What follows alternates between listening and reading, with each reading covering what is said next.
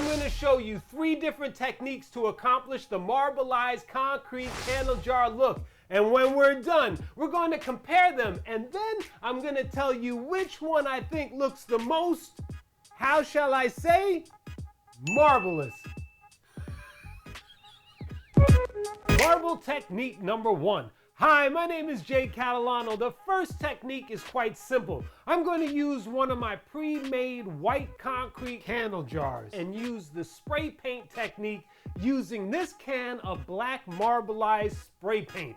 Link to this marbleized spray paint will be in the description in case you want to pick up a can for yourself. Now, there are 3 things you're going to need to know.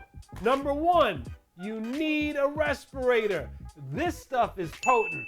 Number 2, you need a box or a dedicated space to marbleize your candle jar because this stuff flies all over the place. And number 3, remember, less is more. And if you have no idea what that means, I'll show you what that is in just a bit. After placing my white concrete candle jar inside my protective box, I'm going to shake my marbleized spray paint and pop off the cap. Then I'm going to stand back about 1 foot from my jar and give light squeezes on the nozzle. If you press too hard or too long, it will glob together, forming a black patch of messiness. So again, light squeezes and less is more. Each time I feel I got enough marble paint on the white concrete candle jar, I rotate the jar and continue the process. Once I'm done, I'll let it dry for a couple of hours. And here is my black marbleized spray painted concrete candle jar. Love how this turned out. As you can tell, it's dry to the touch, but you can feel that the paint is on the jar as it sits on the surface and it doesn't actually soak in, but it looks cool nonetheless. I love it. Let's move on. Marble technique number 2. I can't wait to get into marble technique number 2, but before we do that, if you're new to the world of creating concrete candle jars, or you feel lost and just want to improve your skills, I've got something awesome for you. It's called the Winning Formula, a comprehensive course that covers everything you need to know, from the basics of working with concrete to mastering your formula through the skillful use of color pigments.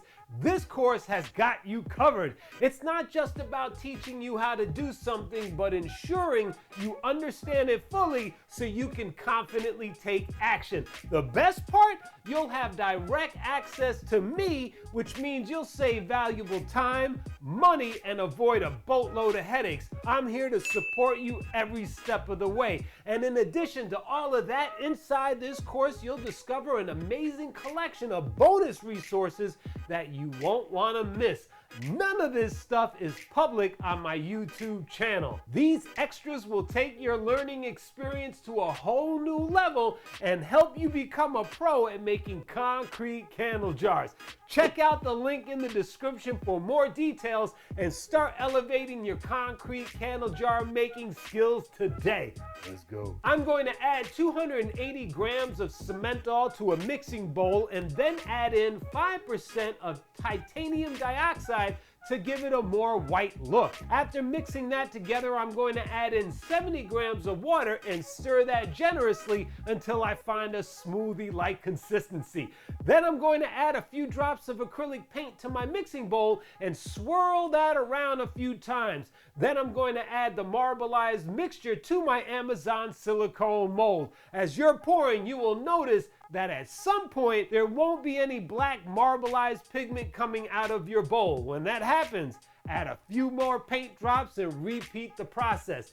In all, I repeated the process 3 times to make sure I had enough marble look. Once my mixture is completely in the Amazon silicone mold, I will lightly tap my mold to get out any of the bubbles that might form along the way. I will not use a vibrating machine. I do not want to move the contents around too much. So a few light taps and I should be good to go. After 3 hours, I'm ready to demold my black marbleized concrete candle jar. And here it is. One of the beauties of this technique is you never know what you're going to get.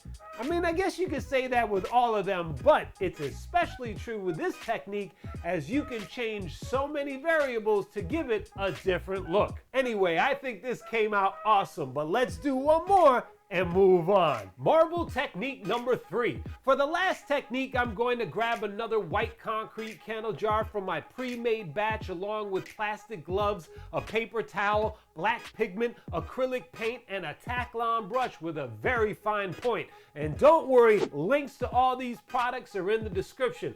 First, I'm going to put my gloves on and add a touch of black pigment to my hands. Not too much, just a touch. Then I'm going to rub that on my gloves, and then I'm going to rub that into my jar. You should still have a white concrete jar, but you should see different levels of light smudges, streaks, or spots throughout the jar. It almost should look a bit grimy. Then I'm going to take my Taklon brush and dip the tip into my black acrylic paint and then get off any excess paint from the tip. Then I'm going to place the tip of the Taklon brush on one end of my jar and lightly drag it diagonally down until I reach the other end. Keep in mind I'm rotating my fingers left and right as I drag it diagonally to add different layers and looks to the veins of my marble jar. After completing one diagonal vein, I repeat the process throughout the whole entire jar. For added depth, I'm going to add smaller veins throughout the jar. Once complete, I'll let it dry for an hour. And here is my marbleized concrete candle jar. One of the best parts of this technique is you can decide how much or how little you want to add to your jar. In addition, you don't have to smudge it up in the beginning. Sky's the limit. And here are all 3 marbleized concrete candle jars side by side. Each one has a different marble look, which I love, but which one is my favorite from all the techniques? I love each one of the techniques, but I'm gonna have to say marble technique number 3 is my favorite. I love the control I have over how it looks, and it was quite simple and fast to achieve that look. And take a look at these videos that are popping up now. They're gonna help you on your candle making journey. Until next time, thanks for watching. Ciao.